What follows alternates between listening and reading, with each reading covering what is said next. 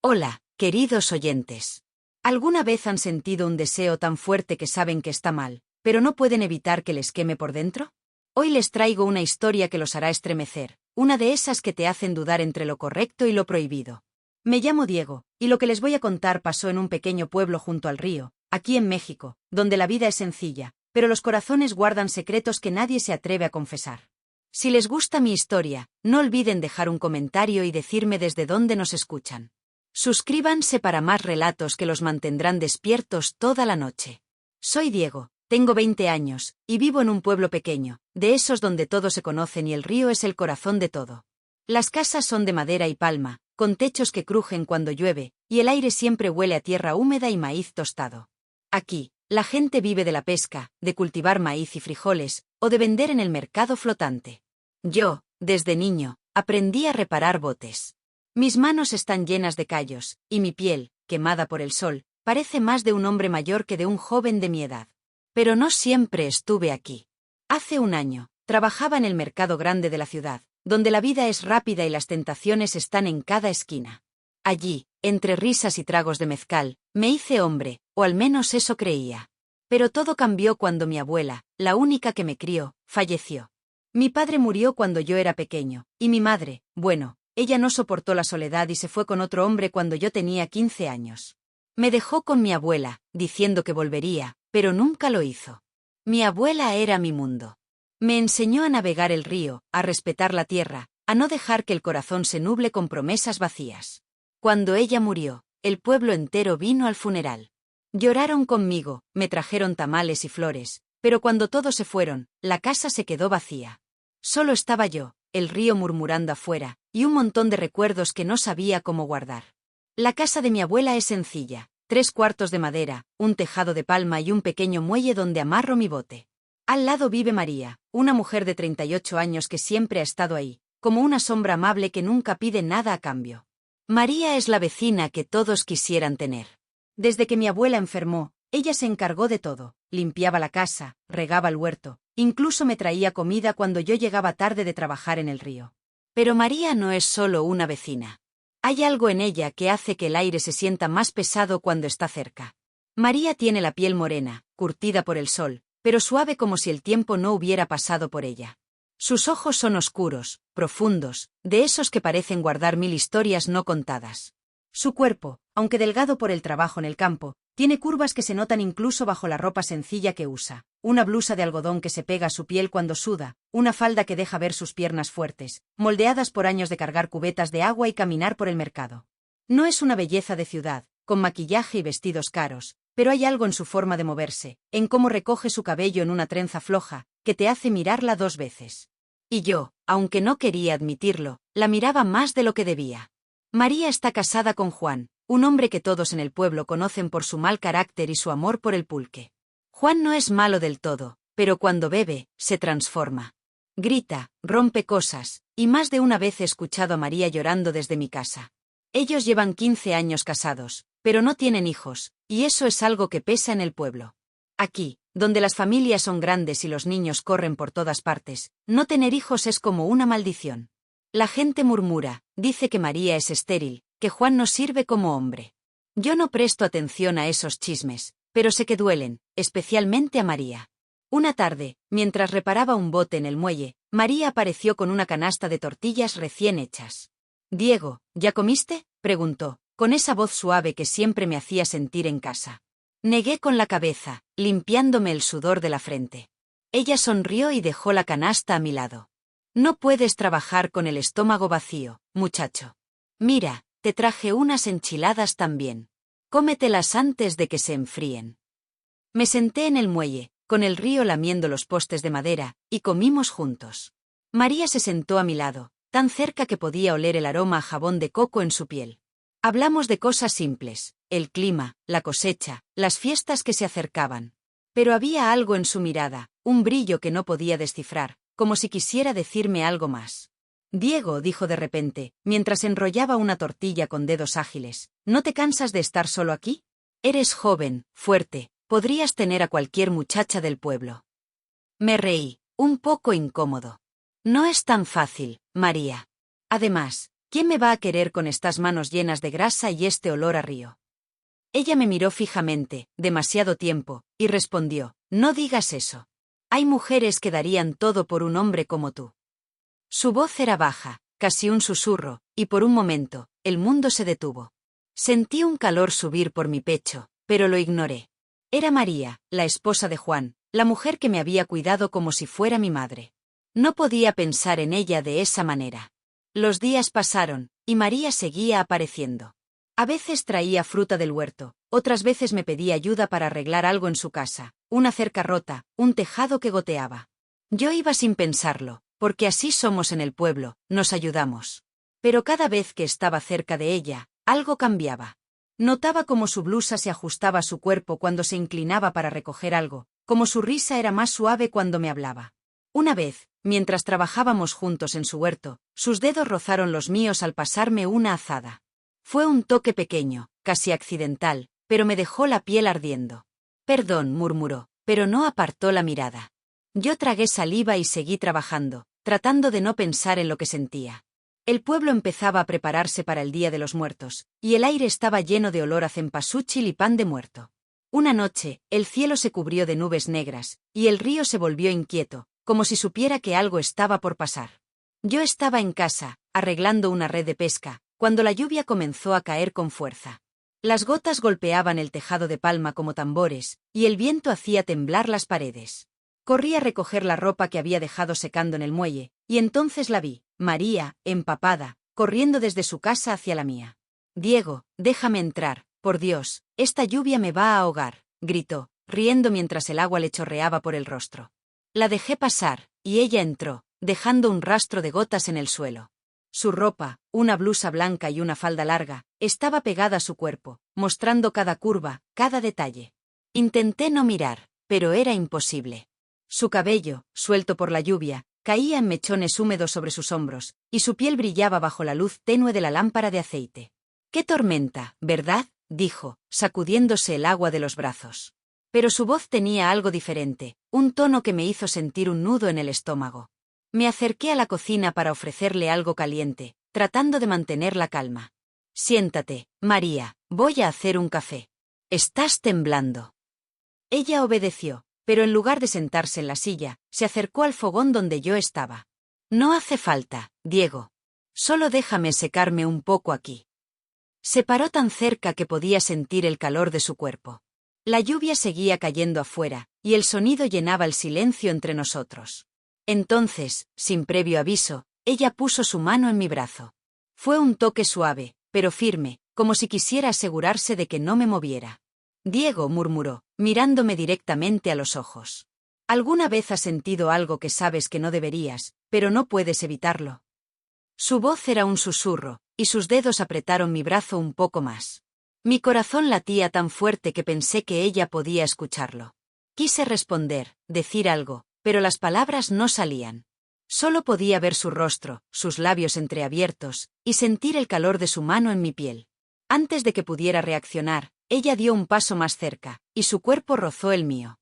El mundo entero pareció desvanecerse, y en ese momento, solo existíamos ella y yo, atrapados en una corriente que ninguno de los dos podía controlar. El calor de su mano aún quemaba en mi brazo, como si hubiera dejado una marca invisible que no podía sacudirme. La lluvia seguía golpeando el tejado, un rugido constante que parecía querer ahogar mis pensamientos, pero no podía apartar los ojos de María. Ella estaba ahí, a un paso de mí, con la blusa empapada delineando su figura y esos ojos oscuros que parecían tragarme entero. Mi mente gritaba que me alejara, que esto no estaba bien, pero mi cuerpo no obedecía. Era como si el río mismo me arrastrara hacia ella, sin que pudiera hacer nada para resistir. «Diego», dijo María, rompiendo el silencio con una voz que temblaba, pero no de frío. «No me mires así si no vas a hacer nada al respecto». Sus palabras fueron como un rayo, directas, sin rodeos. Me quedé congelado, con el café que había preparado olvidado en el fogón. Intenté reírme, soltar una broma para romper la tensión, pero mi garganta estaba seca. «María, estás casada», logré decir, aunque mi voz sonó débil, como si no creyera en mis propias palabras. Ella dio un paso más, y ahora estaba tan cerca que podía sentir su aliento cálido en mi rostro. «¿Y eso qué importa?», respondió, casi en un susurro. Juan me vê, Diego. No como tú lo haces. No supe qué contestar. Mi cabeça era torbellino. Sabía que esto estaba mal, que cruzar esa línea traería problemas que no podría manejar. Pero había algo en su mirada, una mezcla de deseo y desesperación, que me hacía querer olvidarme de todo, de Juan, del pueblo, de las reglas que siempre había seguido. María levantó una mano y la puso en mi pecho, justo sobre mi corazón, que latía como tambor de fiesta. Solo por esta noche, murmuró. Nadie tiene que saberlo. No recuerdo exactamente cómo pasó, pero de repente estábamos más cerca, demasiado cerca. El mundo se redujo a la penumbra de mi casa, al sonido de la lluvia, al calor de su cuerpo contra el mío. Sus manos encontraron mi rostro, y antes de que pudiera pensarlo 2 veces, sus labios rozaron los míos. Fue un beso breve, casi tímido, pero encendió algo en mí que no podía apagar. María, no deberíamos, intenté decir, pero ella me silenció con otro beso, esta vez más profundo, más urgente. Mis manos, como si tuvieran vida propia, encontraron su cintura, y por un instante, todo lo que sabía que estaba mal se sintió correcto. No voy a contarles los detalles, porque hay cosas que no se dicen, solo se sienten. Pero en esa noche, bajo el techo de palma que goteaba por la lluvia, María y yo cruzamos un límite que nunca debimos tocar. Fue como si el tiempo se detuviera, como si el pueblo entero desapareciera, dejando solo a 2 almas perdidas buscando algo que no podían nombrar. Cuando todo terminó, ella se quedó en mis brazos, respirando suavemente, mientras yo miraba el techo, con el corazón todavía acelerado y un nudo de culpa creciendo en mi pecho. A la mañana siguiente, la lluvia había parado, pero el cielo seguía gris, como si supiera lo que había pasado. María se levantó temprano, se puso su ropa aún húmeda y me miró con una sonrisa triste. Gracias, Diego, dijo, y su voz tenía un peso que no entendí del todo. No digas nada, por favor. Esto queda entre nosotros. Asentí, sin saber qué más hacer. Ella salió de la casa, y el sonido de sus pasos en el muelle se mezcló con el murmullo del río. Me quedé solo, con el sabor de su beso todavía en mis labios y un remordimiento que no podía sacudirme. Los días siguientes fueron un infierno. Intenté mantenerme ocupado, reparando botes, ayudando en el huerto, cualquier cosa para no pensar en lo que había pasado. Pero María seguía apareciendo. A veces era solo una visita rápida, trayendo una canasta de mangos o pidiéndome que la ayudara a cargar agua del río.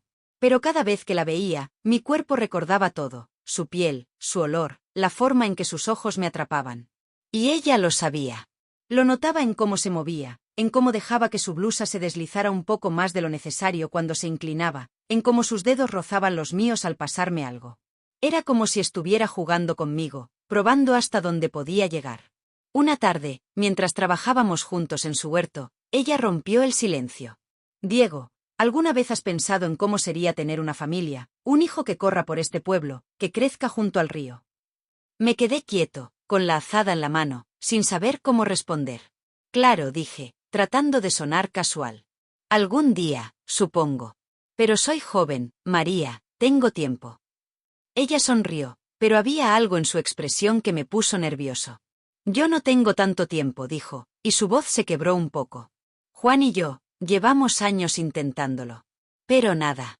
Y él no es el hombre que necesito. Sus palabras me golpearon como una ola. Quise preguntarle qué quería decir, pero antes de que pudiera hablar, ella se acercó y puso su mano en mi mejilla. Tú eres diferente, Diego. Eres fuerte, joven, lleno de vida.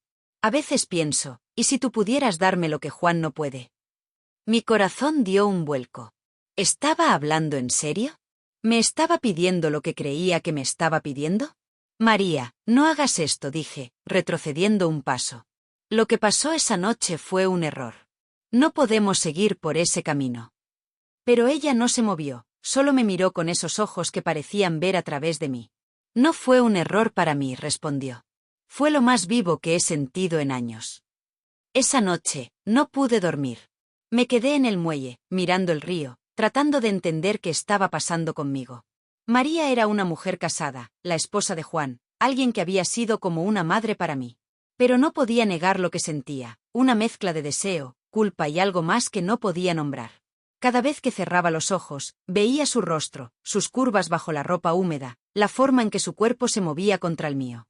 Pero también veía a Juan, borracho y furioso, y a todo el pueblo señalándome con el dedo si alguna vez se enteraban. Unos días después, Juan se fue al mercado grande por una semana.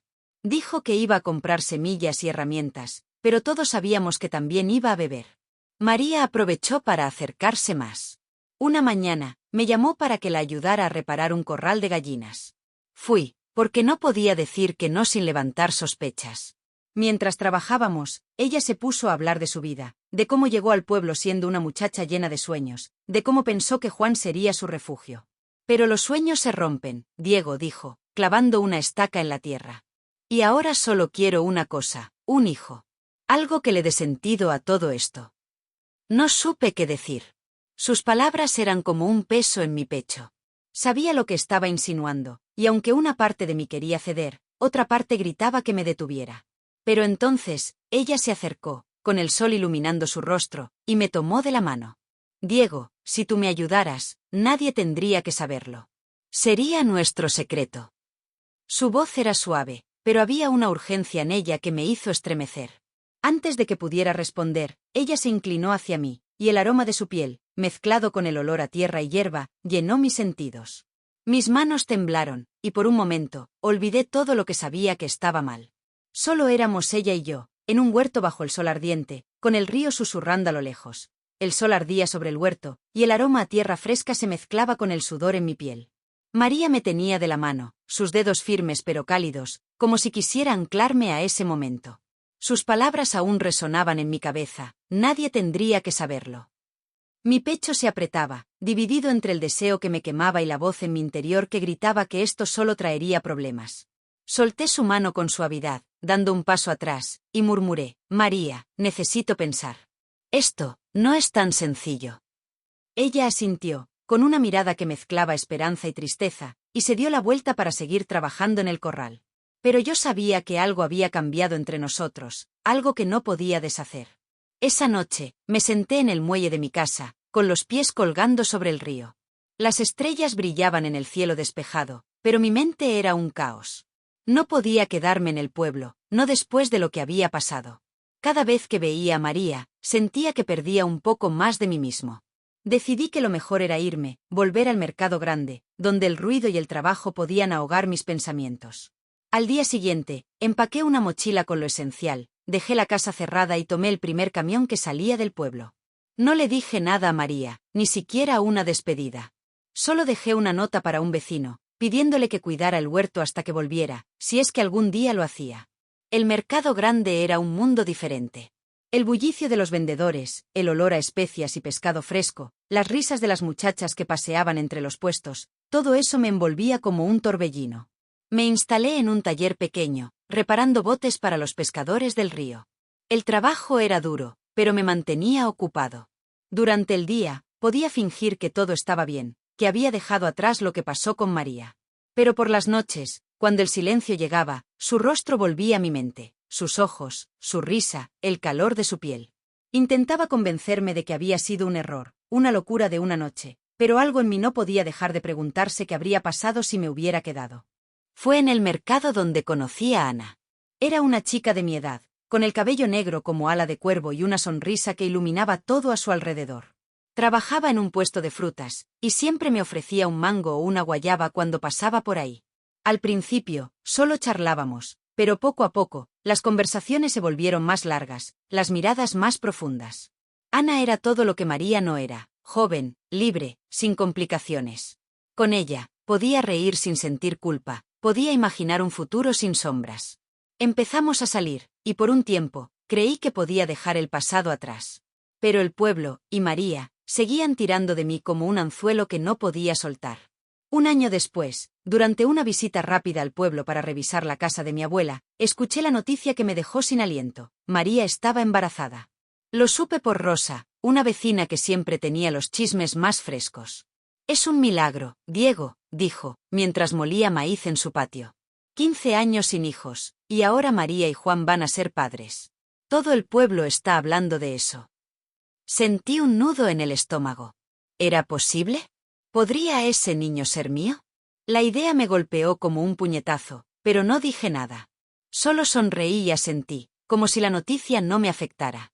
Esa misma tarde, vi a María en el mercado flotante, remando su pequeña canoa llena de verduras. Su figura había cambiado, su vientre estaba redondeado, y había un brillo en su rostro que no había visto antes. Me acerqué, tratando de actuar normal.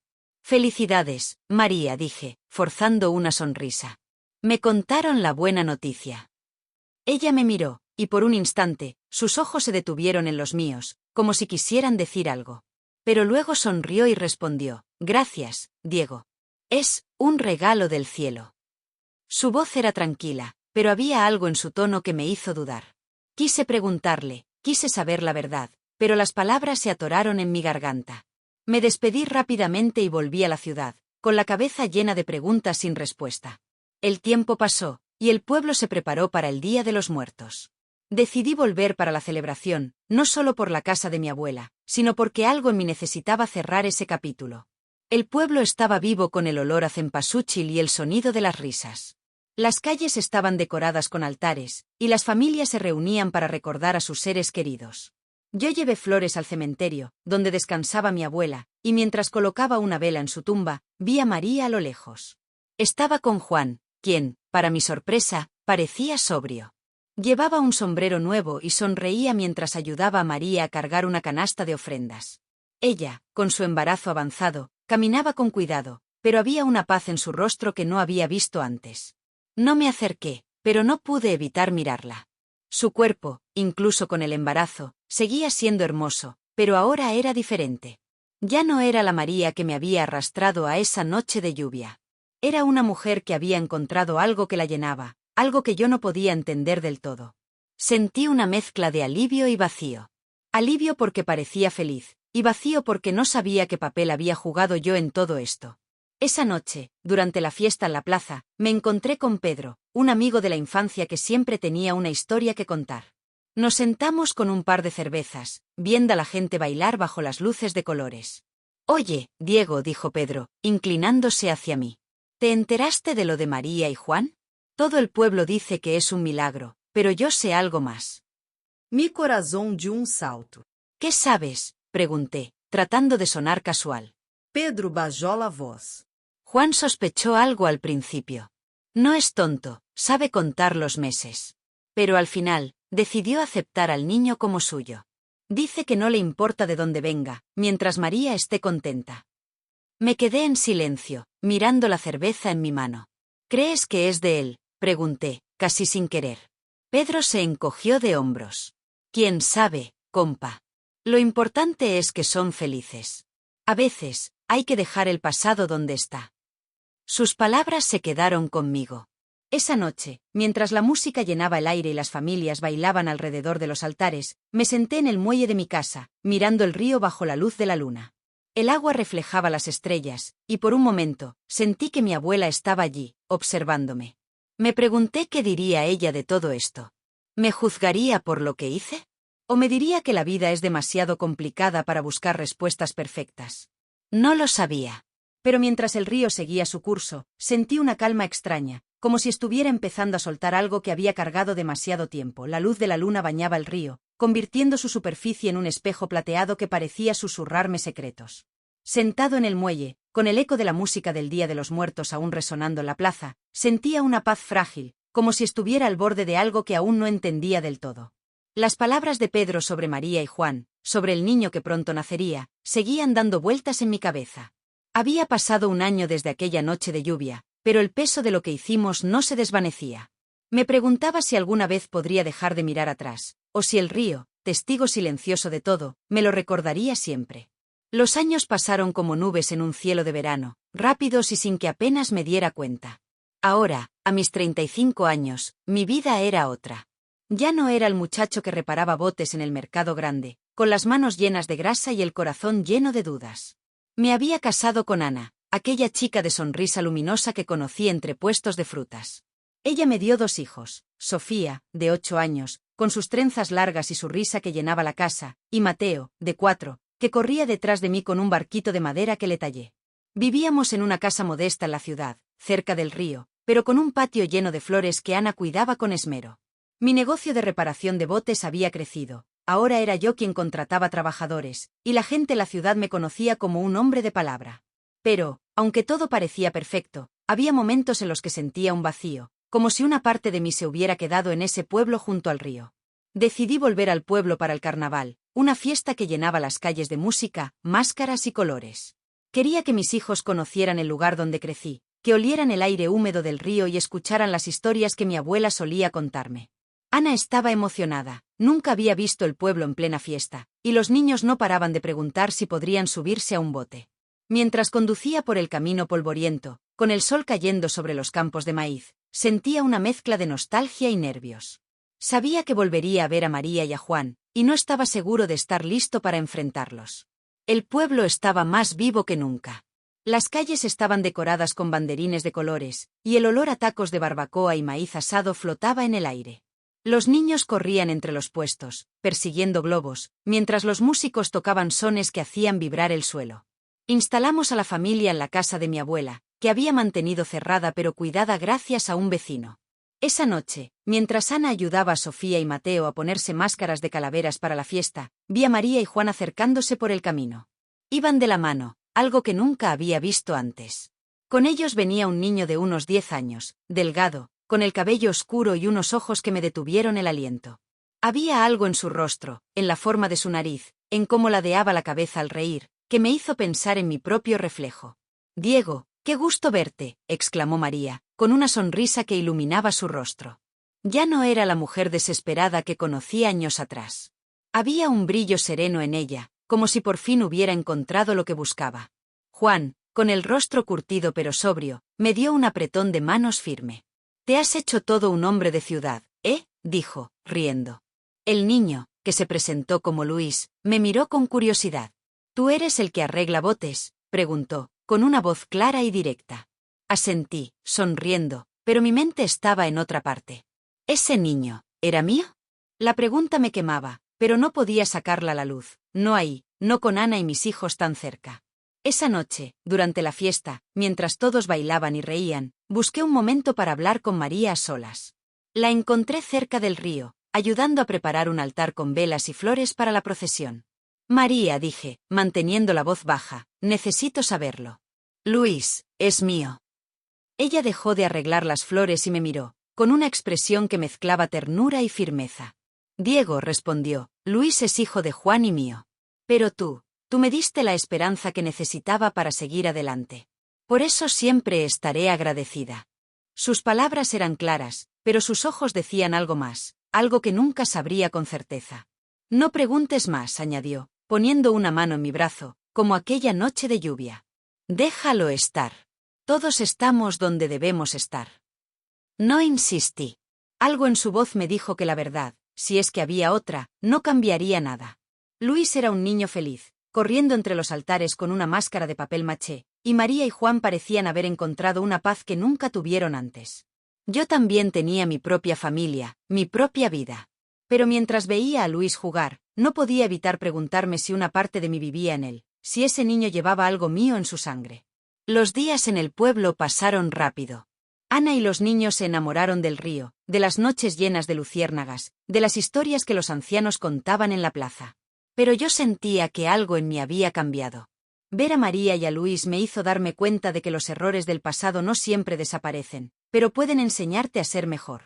Decidí que no buscaría respuestas, que no reclamaría nada. Mi responsabilidad estaba con Ana, con Sofía, con Mateo. Pero también decidí que, algún día, cuando Luis fuera mayor, encontraría una forma de acercarme a él, tal vez como un amigo, tal vez como un padrino, sin romper la armonía de su familia. La última noche del carnaval, mientras los fuegos artificiales iluminaban el cielo, me senté con Ana en el muelle, con nuestros hijos dormidos en nuestros regazos. «Este lugar es mágico, Diego», dijo ella, apoyando su cabeza en mi hombro. «Siento que aquí empezó todo para ti». Sonreí, apretando su mano. «Y aquí aprendí lo que importa», respondí. Pero mientras miraba el río, que seguía fluyendo como siempre, supe que una parte de mi historia se quedaría para siempre en esas aguas, guardada en un secreto que solo María y yo conocíamos. Queridos oyentes, esta es mi historia, una de deseos prohibidos y lecciones que llegan cuando menos las esperas. A veces, el amor nos lleva por caminos oscuros, pero siempre hay una luz al final si sabemos elegir bien. ¿Qué harían ustedes en mi lugar? Déjenme sus comentarios y díganme desde dónde nos escuchan. Gracias por acompañarme en este relato, Y nos vemos en la próxima historia. Hasta pronto.